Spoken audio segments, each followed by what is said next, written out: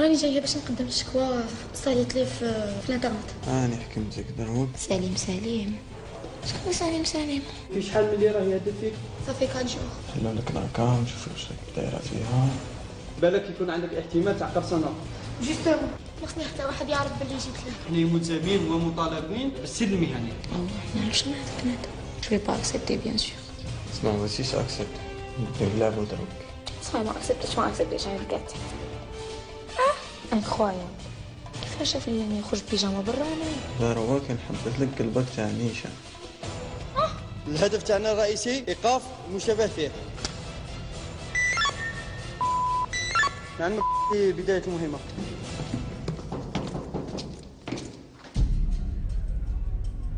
تاريخية تبدو لك بمجرد دخولك إليها.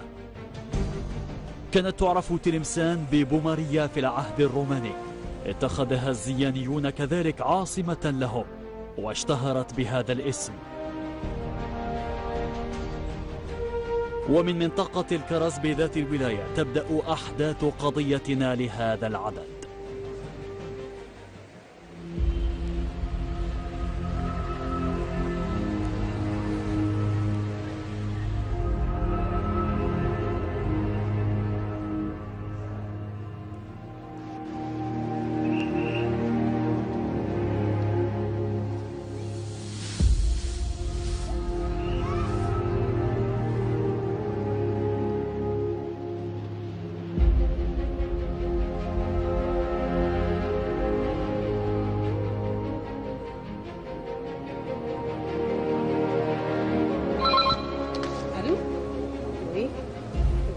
بتاريخ 25 نوفمبر 2016 تقدمت إلى المصلحة الولائية للشرطة القضائية بأمن ولاية تلمسان شابة في العقد الثاني من العمر تدعى وفاء لتقديم شكوى. فين ديبوزيو لي بلانت؟ لا نتاعك شنو؟ شنو بغيتي؟ سي اون ميناس باغ فيسبوك. وي. عطينا اسم الوالد تاعك. اسم الوالد؟ ياه عمر. عطينا لابياس ديدونتيتي تاعك. وي بيان سور. ميرسي.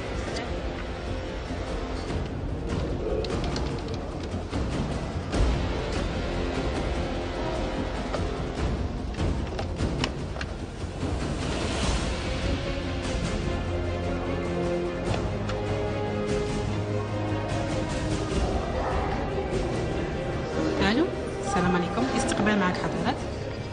حضرتك تقدم عندنا مواطن هنا حابه تقدم شكوى بخصوص قضيه الكترونيه.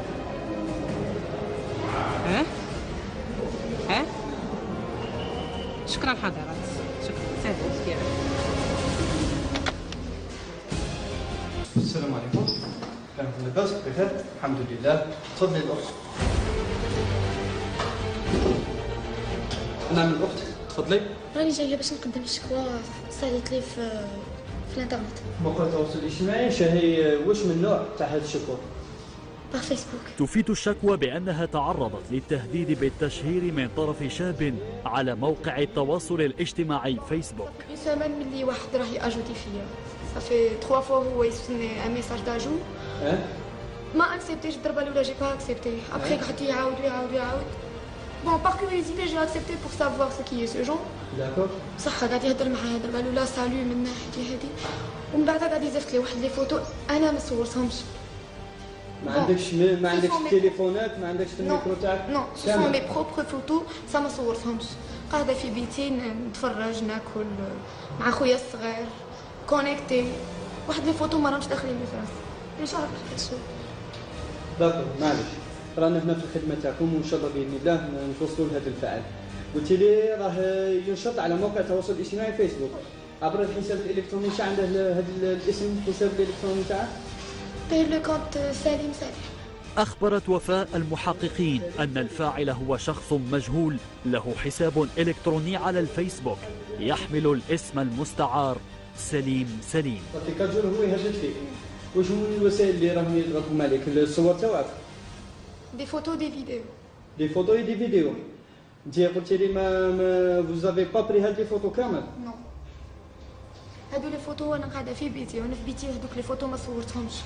اسكو كان عندك جهاز الكتروني كمبيوتر او هاتف نقال اللي كان عندك اون فاس ليك؟ بون انا بيسي تاعي توجور كونيكتي توجور اوفر. توجور اوفر. داكور. بالك يكون عندك احتمال تاع قرصنه. جوستومون وي. هادشي كيف القرصنه تاعها. مباشرة بعدها تم سماع أقوال المدعوة وفاء، وصرحت أن صاحب الحساب المستعار سليم قام باختراق حسابها الخاص على موقع التواصل الاجتماعي وسرقة صورها وبياناتها الشخصية. نعم. وصلي حتى واحد يعرف باللي جيت له. ما كاش مشكل الاخت، القضيه تاعك غادي تكون قضيه سريه. طمأن المحققون وفاء بالالتزام بسرية التحقيق ووضع حد لتصرفات الفاعل في أقرب وقت. لكن نشرهم نحوهم، لكن مازال ما نشرهمش نديروا الحد باش ما ينشرهمش. والقضيه تاعك غادي تكون قضيه سريه، ما كانش حنا ملزمين ومطالبين بالسر المهني. كشفت وفاء أن صاحب الحساب المستعار سليم هددها بنشر صورها عبر موقع التواصل الاجتماعي فيسبوك ومختلف الصفحات الإلكترونية إن لم تمنحه مبلغ 10 ملايين سنتيم. دراهم؟ قال لك ديريكت هما دراهم. دروك انا دينا كاع الاقوال تاعك وكملنا المحضر سماع تاعك. غادي نبداو في المعاينه التقنيه تاعك. داكور؟ تفضلي معايا. عطينا النيميرو التليفون. 05 ماركي شنو؟ كلمة السر تاع المود باس تاع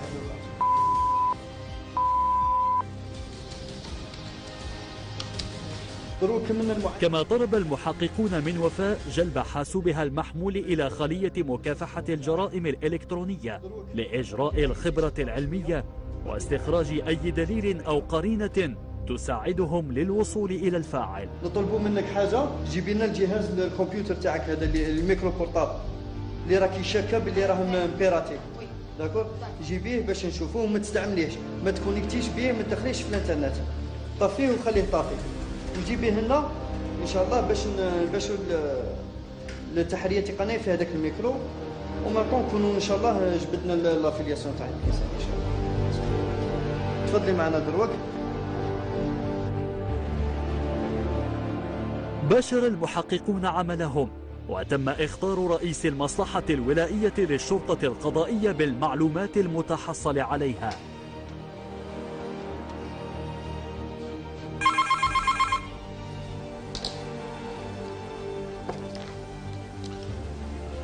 الو السلام عليكم. احترامي تاع حضرتك. ولك الاحترام. بغيت نعلمك راه تقدمت عندنا ضحيه وراه تشكي من خلال هذا راه تشكي انها تعرضت للولوج عن طريق الغش والتغيير في المنظومه الاليه للمعطيات، متبوع بالتهديد بتشهير صورها الفوتوغرافيه عبر موقع التواصل الاجتماعي. بشر مع التحريات على مستوى الموقع نتاعها وحضرات، واذا كان لقيت افكتيفمون كاين اتصالات وكاين عمليه ابتزاز، حرر تقرير اخباري اول لسيد وكيل الجمهوريه. داكور. ومن بعد وصل التحقيق وراك تخبرني اول باول عن القضيه. غادي نبداو المعاينه التقنيه تاعنا وغادي نباشروا من موراها نباشروا ديريكتومون في التحريه تاعنا. صحيح. سلام. بعد ما تقدمت الضحيه بشكوى رسميه بخصوص تعرضها للقرصنه والتهديد بتشهير صورها عبر موقع التواصل الاجتماعي، قمنا بالاجراءات اللازمه وين اخذنا سماع اقوال تاعها واتصلنا مع وكيل الجمهوريه باش نفتحوا التحقيق في القضيه. درنا المعاينه التقنيه للحساب الالكتروني والتحريات التقنيه لازمه من اجل تحديد الفاعل. بخصوص جهاز كمبيوتر الخاص بالضحيه سيتم ارساله الى المخبر الجهوي لشرطه الغرب لاجراء الفحوصات التقنيه المعمقه واستخراج الادله اللي تثبت بان الجهاز بالفعل كان محل قرصنه. سلام. الله يخليك، خصني توصليني برئيس مصلحة مكافحة الجرائم الإلكترونية. تفضلي معايا أنيسة.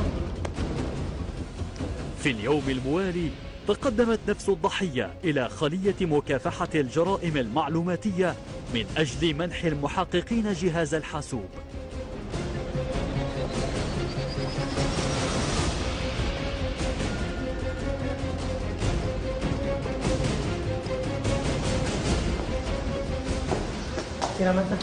لازم تقدمي معي أنيسة وفاء لي. تفضل. السلام عليكم. تفضلي الأخت. أنا جبت لك الميكرو اللي قلت عليه البارح. تري بيان. واش عرفتوش ما كونيكتيتش؟ تري بيان، ما ديري والو، ما تخافيش فيه، سي بون. أنا غادي نديرو عليه فحوصات تقنية باش نجبدو لي كان اسكو صح الميكرو كان بيراتي من هذا الإنسان ولا لا. داكور. غادي نديرو لكم ملحوظة باش باللي وضعتي تحت تصرفنا هذا الجهاز كمبيوتر. داكور.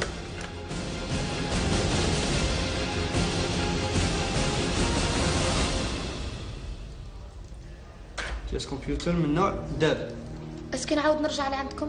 قضية تاعك رانا نتكفلوا بها وصاير رانا ديجا الاجراءات التحريات التقنيه رانا بدينا فيهم.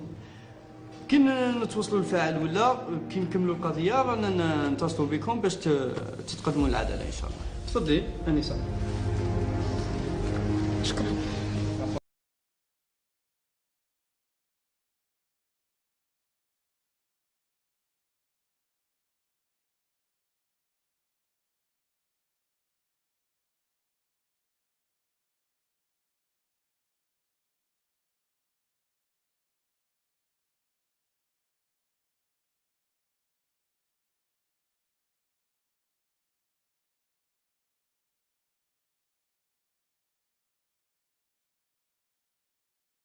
وفورها تم إرسال حاسوب الضحية إلى المخبر الجهوي للشرطة العلمية بوهران لإجراء الخبرة العلمية واستخراج الأدلة الرقمية التي تثبت عملية القرصنة. حضرات، أنا رجعنا البيانات تاع الحاسوب محل قرصنة وراح نرسلوه إن شاء الله للمخبر الجهوي للشرطة العلمية. واصل، بارك الله فيك. ارفد هذه البيانات ودير محضر طلب مساعدة للمخبر الجهوي للشرطة العلمية من أجل إجراء الفحوصات ولا الخبرة التقنية لهذا الحساب واستخراج الأدلة لتثبت بلي الحساب كان محل قرصنة.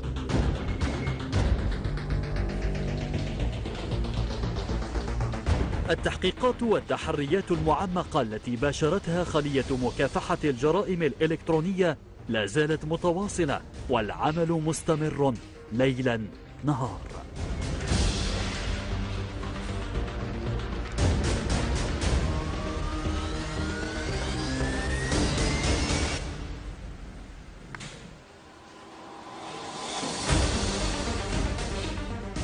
خلية مكافحة الجرائم المعلوماتية ملتزمة بالصرامة، الانضباط والدقة في العمل لفك لغز الجريمة والوصول إلى الفاعل في أقرب وقت ممكن.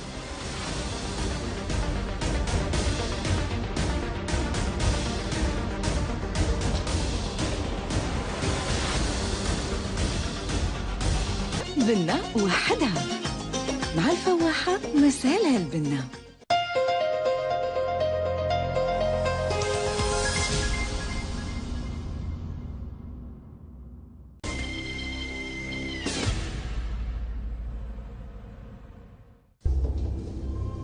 تفضل. تم إخطار رئيس المصلحة الولائية للشرطة القضائية بنتائج التحقيق.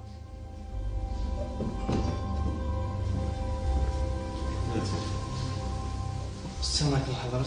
بخصوص القضية تاع الأنسة وفاء المتعلقة بالولوج عن طريق الغش وتغيير في المنظومة الآلية للمعطيات المتبوع بالتهديد بنشر صورها عبر موقع التواصل الاجتماعي فيسبوك، التحرية التقنية اللي درناها على الحساب الإلكتروني الحامل لاسم مستعار سليم تاع هذا المهدد، تمكنا من تحديد الهوية تاعه. ويتعلق الأمر بالمدعو مروان. هاد البلادريس اللي حكمناها جايه في حي الكرز. بارك الله فيكم. دونك تواصل الاتصال مع السيد وكيل الجمهوريه زدت دير له التقرير الخبري تكملي بخصوص معرفه الشخص هذا، وفي نفس الوقت ممكن نشوفوا القوه اللازمه ونروحوا للمكان باش ديروا لنا عمليه تفتيش، تجيبوا لنا لوتي انفورماتيك اللي نخدموا به، فهمت، على اساس باش يفوت الخبره ونديروا مقارنه ونشوفوا المحتويات نتاعو اذا كانت محتويات مجرمه. بخصوص المسكن فهو مسكن عائلي، والوسيله المستعمله اللي على بالنا سي جهاز حساب، جهاز كمبيوتر فيكس.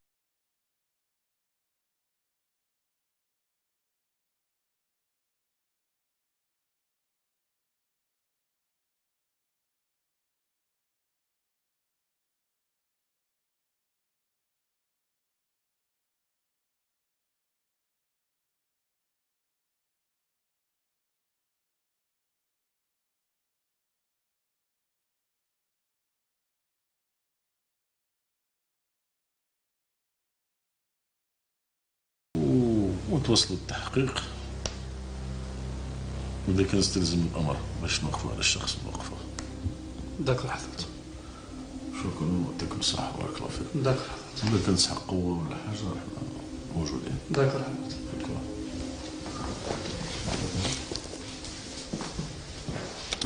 بعد ما تحصلنا على الإذن بالتفتيش كتابي من وكيل جمهورية دام محكمة تلمسان، غادي نطرقوا دروك لعملية التفتيش للمسكن العائلي الخاص بالمدعو مروان. بعدها مباشرة قام رئيس خلية مكافحة الجرائم الإلكترونية بعقد اجتماع مع المحققين من أجل وضع خطة لتفتيش منزل مروان وتوقيفه. معلوماتية كسوسوا لي ميكرو بورتابل، لي فلاش ديسك، لي يو اس بي، لي سي دي، لي تليفون، هادو نحجزوهم لفائدة التحقيق. الهدف تاعنا الرئيسي إيقاف المشتبه فيه. نعم بداية المهمة.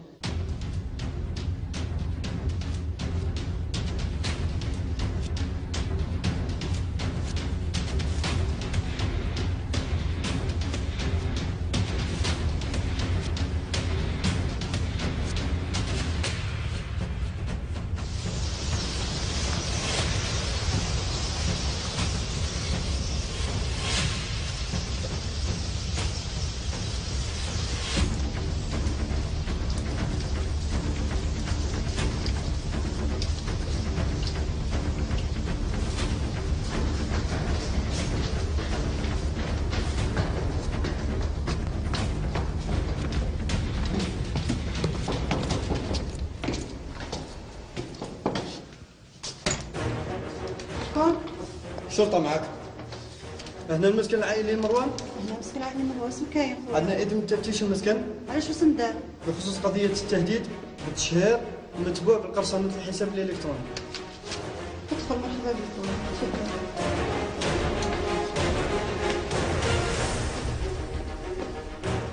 كما قلت لك مدام، عندنا هنا إذن تفتيش المسكن، وهذا التفتيش المسكن بخصوص قضية تاع قرصنة الحساب والتهديد بالتشهير. اسكو عندكم ميكرو هنايا؟ كاين ميكرو هنايا. شكون اللي يستعمل هذا الميكرو؟ عندك شحال عندك من ولاد؟ عندي زوج. عندك غير زوج؟ كبار في زوج كبار؟ لا لا صغير ولا وراه الكبير هنا؟ يا راه هنا. هو اللي يستعمل بزاف الميكرو؟ هو اللي يستعمل الميكرو بزاف. شو عيط لنا الولد؟ الحق الحق تشوفي في الشارع توا عبد الحق؟ علاش واش درت واش كاين؟ راك مشتبه فيه في قضية التهديد بالتشهير. حين وصولهم باشروا عملية تفتيش المنزل. وبليز دو سا راك مقرصن، درت عملية قرصنة. وهناك قامت ذات المصالح بحجز الحاسوب المحمول وهاتفين نقالين ومفتاح ذاكرة USB ملك للمدعو مروان، حيث تم توقيفه واقتياده إلى مقر الأمن للتحقيق معه. استعمله. غادي نحجزوا كاع الصوالح الاعلام الالي، الصوالح الانفورماتيك كاع غادي ندوهم وغادي تجي معنا.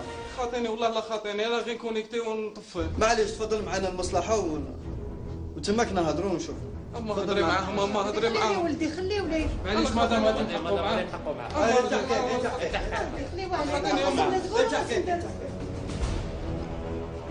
اما الحق خليه انا والله لا خاطيني. ولدي.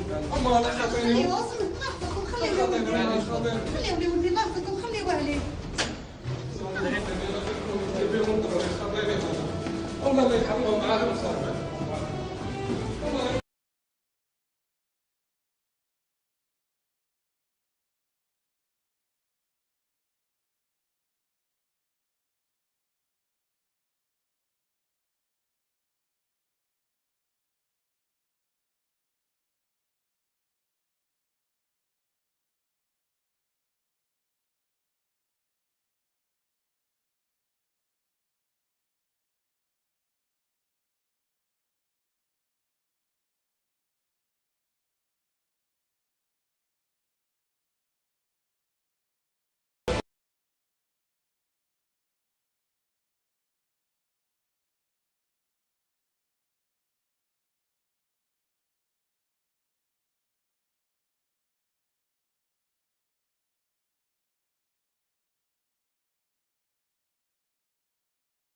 بصح حضرة انا جبتوني هنا انا خاطيني. جبناك هنا باسكو راك متورط في قضيه تهديد بالتشهير متبوع بقرصنه. حضرة انا خاطيني البيراطاج، انا كاع انا كونيكتي ونطفي البيسي ونرقد، انا كاع خاطيني هاد الصوت. تستعمل مواقع التواصل الاجتماعي؟ تستعمل فيسبوك؟ نستعمل فيسبوك، كاع الناس تستعمل الفيسبوك، بصح خاطيني انا هاد القصه. عندك حسابات في الفيسبوك؟ عندك دي كونت؟ عندي واحد حضر. شو هاد الواحد؟ عندي غير فيسبوك واحد حضر. كي يسموه هاد الفيسبوك؟ رحيم. في شحال وانت راك حل هاد الفيسبوك؟ باش راك حلها؟ حضرتني حلها بالنميرو تاعي. التليفون تاعك؟ تاعي. تعرف الانسه وفاء؟ وشكون هذه وفاء؟ انا ما عرفتها وحدك اسمها وفاء. هذه وفاء عندها حساب الكتروني في الفيسبوك يسموه نسيمه، وفاء نسيمه. ما عرفتهاش حضر. خلال أطوار التحقيق مع المدعو مروان أنكر امتلاكه لحساب إلكتروني على الفيسبوك يحمل الاسم المستعار سليم. فيسبوك انا ندخل غير كونيكتي معاه نشوف تصاور وهذه ونخرج. كاع ما هدرتش مع هذه نسيمه وفاء، كاع ما سيتش. استمر التحقيق مع مروان لعدة ساعات. مروان متشبث بأقواله ومصر على عدم تورطه في القضية. ما عندكش كونت فيسبوك اسمه سليم؟ لا ماشي تاعي حضرت. عندي هنا تقرير الخبره التقنيه للشرطه العلميه اللي تبين باللي ايفيكتيفمون كان قرصنه للجهاز كمبيوتر تاع الضحيه. هذا الهاتف تاعك بعد المعاينه لقينا بلي ايفيكتيفمون هاد لابيس راك حال بها لو كونت رحيم. بصح هذا التليفون تاني تاعك لقيناه التيروار. بعد مواجهة المدعو مروان بالأدلة العلمية والتقنية انهار واعترف بارتكابه للجريمة. ولابيس تاعك هذيك؟ تاعي حضرت. كيفاش تقول لي باللي ماشي انا اللي ما نعرفش هذا لو كونت سليم؟ اي بورتون لابيس هذه هي تاعك اللي نستعمليها في انشاء هذا لو كونت فيسبوك. حضرت لا غالب غلطت. اسكو انت اللي بيراتيت البيسي تاع الضحيه؟ انا. سما راك مستعرض بالجريمه. حضرت راك عارف انا كيفاش عايش سيتياسيون غير انا وما خويا الصغير، وخصني نعاون راسي. لا غالب انا بديت دارها بيا وطمعت وهذه حكينا وقع القضيه. وكان هاد الطفله. كشف مروان أنه تعرف على الضحية عبر موقع التواصل الاجتماعي فيسبوك، أين كان في بادئ الأمر يرسل لوفاء طلبات صداقة، إلا أنها كانت ترفضها في كل مرة. وصلنا نهضر معها بصح هي ما شغل زفت لها انفيتاسيون ما بغات اكسبتي.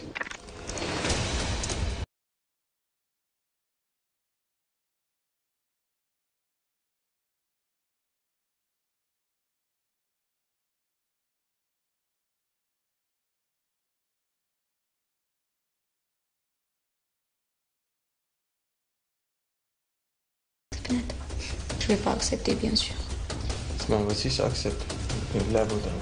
بدات نحوس على السيتياسيون ولا عرفت كيفاش ندير باش نوصل كونتاكت معاها. بعد مرور عدة أيام قرر مروان الانتقام من وفاء، فبدأ بالبحث عن كيفية اختراق كاميرا حاسوبها المحمول للنيل منها. نشوفها واش دير ونشوف. نحلك الاكونت فاهم طريقتك.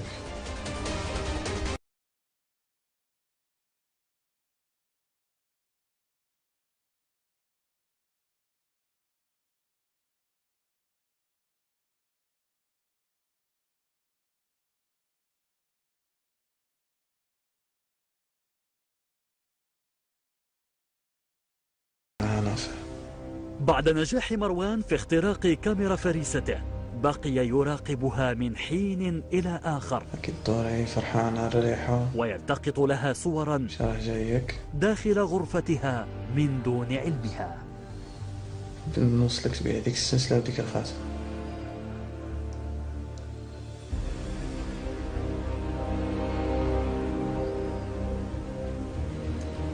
ينهب لك أنا اللي خرجك من رحمة ربي.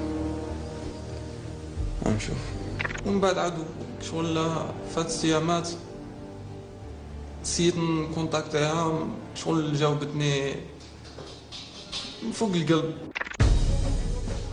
لينا.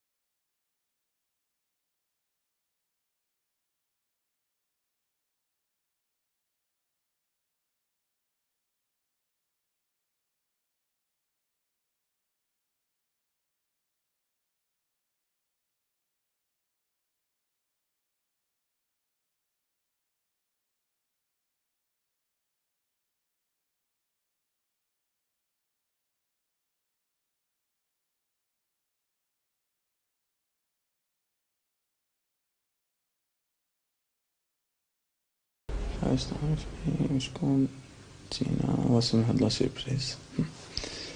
سيربريز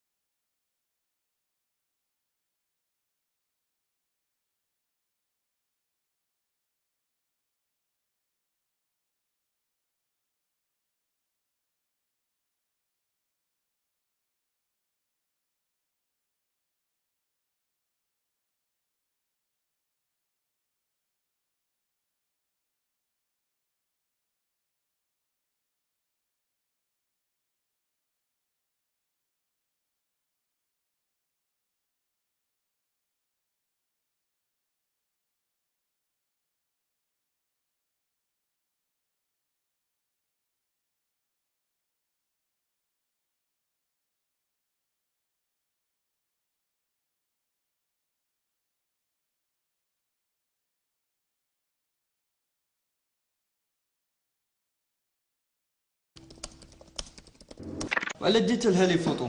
شا كان الهدف تاعك؟ حضرت انا ما كان عندي حتى انا كانت عجبتني وكنت نحوس كيش نوصلها وسيت درت درت الماكسيموم باش نوصلها. عندك نحبس لي قلبك ما تشوفي زعق كيش داير. يا ربي شكون هاد البنادم؟ يما هاد لي فوتو تاع دروك كيفاش جابهم؟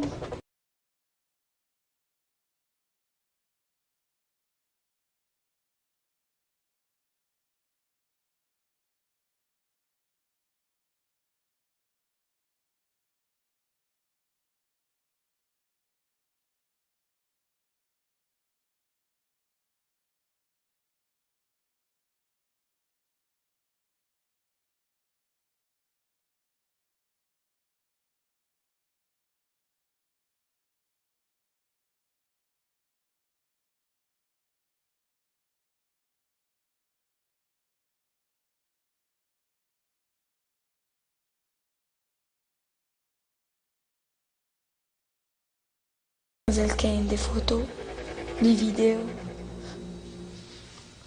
10 ملايين نقدر نتفاهم معاك، سينون لي فوتو تاعك تسيبيهم في كاع الجروب. طلب مروان من وفاء منحه مبلغ 10 ملايين سنتيم مقابل عدم نشره للفيديوهات والصور الشخصية عبر مختلف مواقع التواصل الاجتماعي. بس انا كيش ندير كيف ما نجيب لك 10 ملايين؟ وهو الأمر الذي رفضته وفاء جملة وتفصيلا، مما أدخلها في حالة نفسية جد صعبة. حبي يبهدلني، حبي يسوخني. تاع المعاينة التقنية للحساب تاعك من خلال المحادثات اللي صرات بينك وبين الضحية تبين باللي كان عندك شحال من تصويره تاعها اون بليس دو سا دومونديتها مبلغ مالي كون ما تعطيهلكش بيبلي لي فوتو تاعها في لي جروب وفي لي باج. حضرت سيفري دومونديت دراهم عليها وهذا. من خلال التحقيق مع المدعو مروان اكتشفت مصالح مكافحة الجرائم الإلكترونية أن المتهم متورط في عدة قضايا ابتزاز وتشهير، غير أن جل الضحايا لم يتقدموا إلى خلية مكافحة الجرائم المعلوماتية للتبليغ عنه. شكون في العلم راك متورط في قضية الولوج عن طريق الغش والتغيير في المنظومة الآلية للمعطيات المتبوع بالتهديد بالتشهير باستعمال وسيلة معلوماتية. هكذا تمكنت خلية مكافحة الجرائم المعلوماتية بأمن ولاية تلمسان من